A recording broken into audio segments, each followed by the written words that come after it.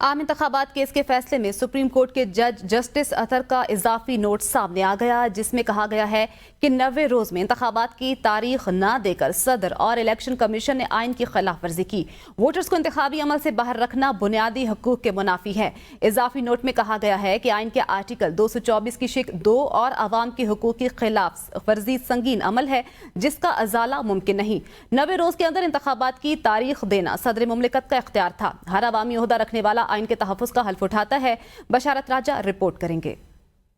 Justice اطہر منلہ نے عام انتخابات کیس کے حوالے سے 41 صفحات پر مشتمل اضافی نوٹ جاری کر دیا، جس میں انہوں نے کہا ہے کہ پاکستانی ووٹرز کو انتخابی عمل سے باہر رکھنا بنیادی حقوق کے منافی ہے۔ آئین اور قانون کے برخلاف نگران حکومتوں کے ذریعے امور چلائے جا رہے ہیں۔ مقررہ وقت پر انتخابات آئینی تقاضا ہے اور انتخابات نہ کروا کر عوام کے حقوق کی خلاف ورزی ثابت ہو چکی۔ اضافی نوٹ میں کہا گیا ہے کہ 12,56,26,390 رجسٹرڈ ووٹرز کو ان کے حق رائے دہی سے محروم رکھا گیا۔ انتخابات میں تاخیر کو روکنے کے لیے مستقبل میں ٹھوس اقدامات کی ضرورت ہے۔ ہر عوامی عہدہ رکھنے والا آئین کے تحفظ کا حلف اٹھاتا ہے۔ جسٹس اطہر منلہ کے اضافی نوٹ میں 2 صوبائی اسمبلیوں کی تحلیل سے لے کر انتخابات از خود نوٹس تک کا حوالہ دیا گیا ہے اور کہا گیا ہے کہ اس عدالت کا یہ کام نہیں ہے کہ وہ انتخابات کی تاریخ کا تعین کرے۔ 90 روز میں انتخابات کروانا صدر مملکت، گورنرز اور الیکشن کمیشن کی ذمہ داری تھی۔ 8 فروری کو ملک بھر میں انتخابات کی تاریخ کا تعین صدر مملکت نے کیا۔